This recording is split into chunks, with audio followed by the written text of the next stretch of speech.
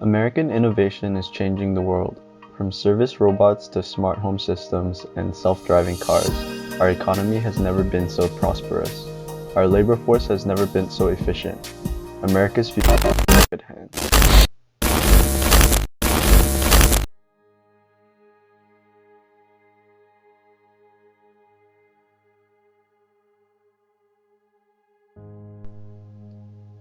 The year is 2050.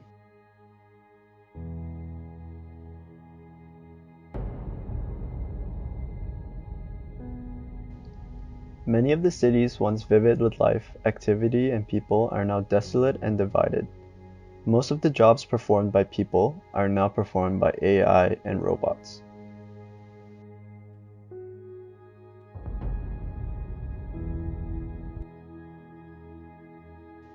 Sweeping automation reforms have altered the world's economy. New reports suggest that over 95% of jobs have been automated out of the labor force.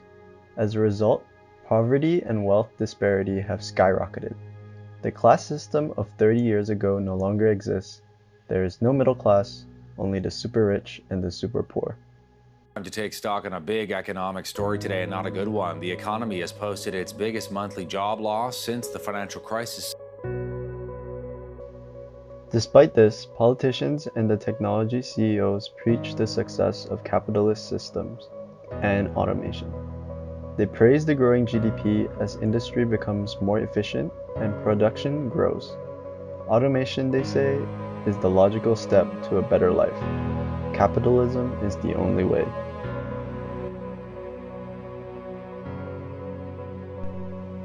Global warming has reached a point of no return. The 2030 deadline for change has come and gone.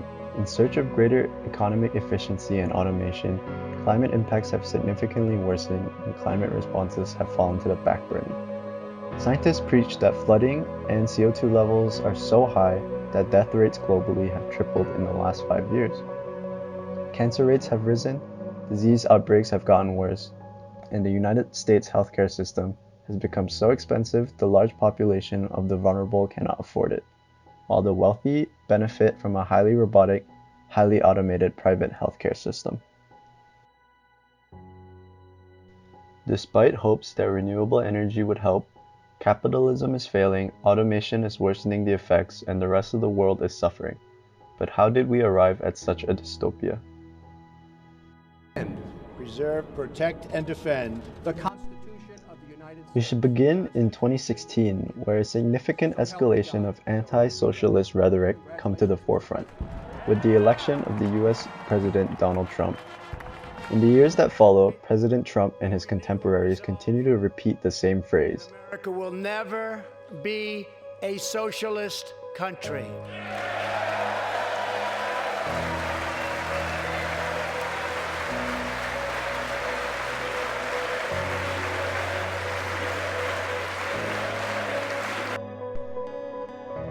But there are worrisome signs. Numerous economists suggest, despite a strong GDP, there is growing concern that the economy is nearing recession. Underlying job loss figures across the globe remain concerning, but largely unaddressed. Our view is a little different. Our view is very clear. Growth is slowing. Growth is going to continue to slow, and so they will cut as growth slows, and they will continue to cut for a little while longer after growth's bottom. So you're far more worried than Jay Powell at least was letting on yesterday. Nonetheless, Donald Trump repeats the refrain, America will never become a socialist country. But everything that we've achieved is under threat from the left-wing ideology that demands absolute conformity, relentless regulation, and a top-down control of the entire U.S. economy. Let's talk about democratic socialism, not communism, Mr. Bloomberg. That's a cheap shot. Let's talk about democratic. Let's talk about what goes on in countries like Denmark, where Pete correctly pointed out they have a much higher quality of life in many respects than we do. What are we talking about? We are living in many ways in a socialist society right now. Problem is, as Dr. Martin Luther King reminded us, we have socialism for the very rich rugged individualism for the poor. The year is 2019. Presidential candidate Bernie Sanders runs on a platform of universal basic services. But this is undone by a party not willing to take such dramatic steps towards changing the status quo.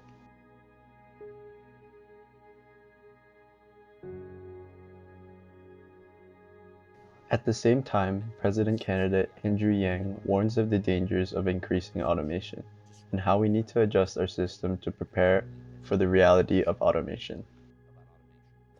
Well, if you look at the backdrop, we automated away 4 million manufacturing jobs in Michigan, Ohio, Pennsylvania, Wisconsin, Missouri, and those communities have never recovered. Where if you look at the numbers, half of the workers left the workforce and never worked again, and then half of that group filed for disability. Now, what happened to the manufacturing workers is now going to happen to the truck drivers, retail workers, call centers, fast food workers, and on through the economy. Ultimately, his message goes unheard and he is forced to end his campaign.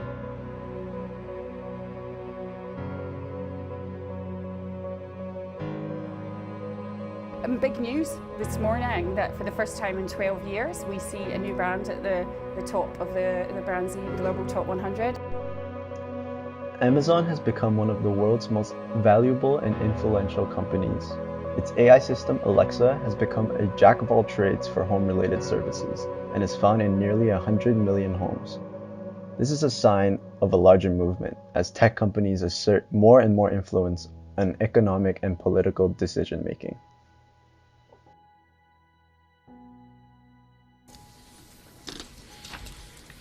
Thank you, Tariq. Good afternoon, everybody. The year is 2020. A global pandemic has been declared. The US healthcare system cannot handle the volume of patients suffering from disease. The disease spreads further as many cannot afford to pay for healthcare, and as a result, go undiagnosed. The year is 2025. After years of economic and social struggle, the president makes a landmark decision to put nearly $2 trillion to automated labor and private companies. The key to pulling out of recession and the key to a better life is more efficient automated labor, they argue, and further investment in private companies. Automation is inevitable, they argue. Partnerships with Apple, Google, and Amazon begin, which will see robotic doctors, lawyers, and general laborers take nearly 30% of jobs in those fields. The only way is to double down on efficiency. Such efficiency will mean better care and services for everyone, and ultimately, greater economic success. America will never become a socialist country. While labor becomes more efficient, individual wealth drops substantially.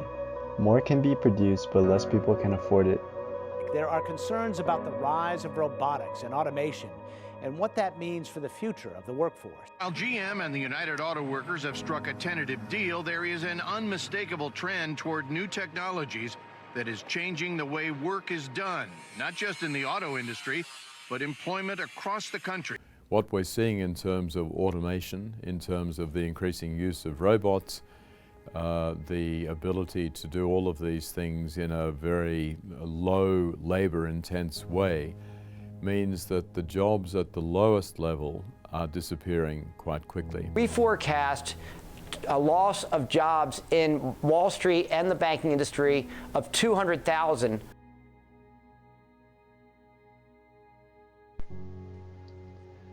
A growing movement in favor of universal basic services combined with automation to reduce the dependence on jobs emerges, but those in power continue to push back against it, claiming such radical thinking does little to help the situation.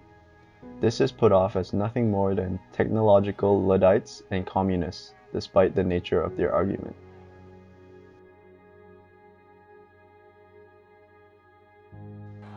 By 2030, the movement has been crushed.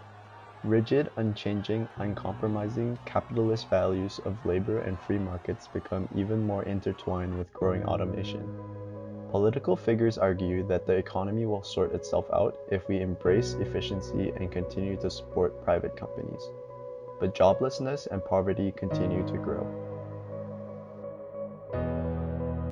Climate change has now reached an irreversible point. Temperature increases are high and sea levels rise.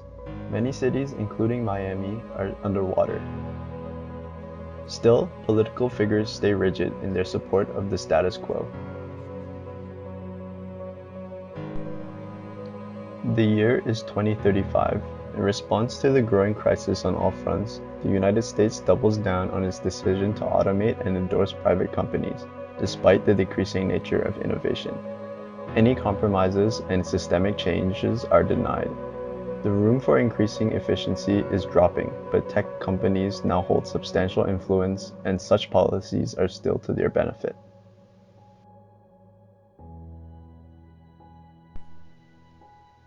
Where most automation were previously limited to blue-collar work, more complex jobs are now performed by robots.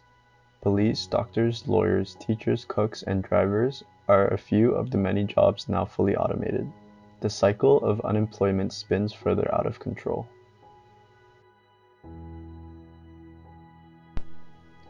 Essential job services like those in healthcare have shifted towards automation.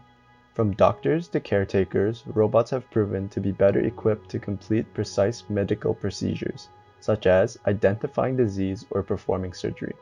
Once seen as highly specified types of labor that only qualified individuals who devoted their lives to learning and perfecting their job could perform, robots who are capable of learning a lifetime of knowledge in a day while having better dexterity overall have replaced them and many other essential services.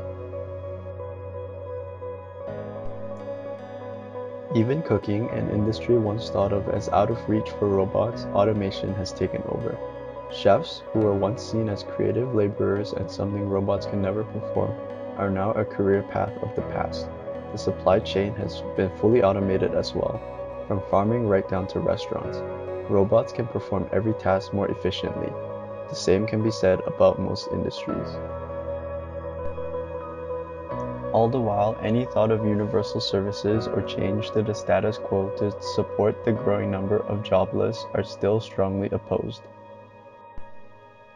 Governments argue there are plenty of new jobs being created, but the majority of the population is increasingly unequipped to perform the labor available.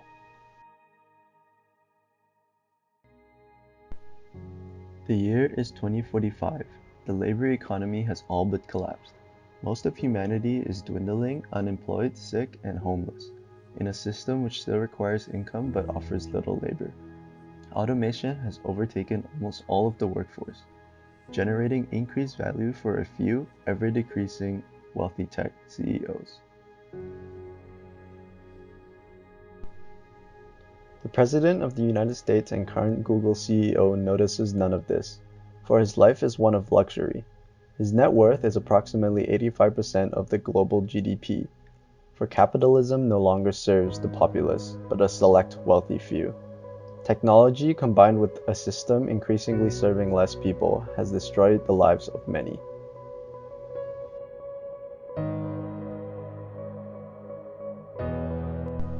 But this future does not have to be our future, for we must remember, technology is not good, bad, nor inherently neutral.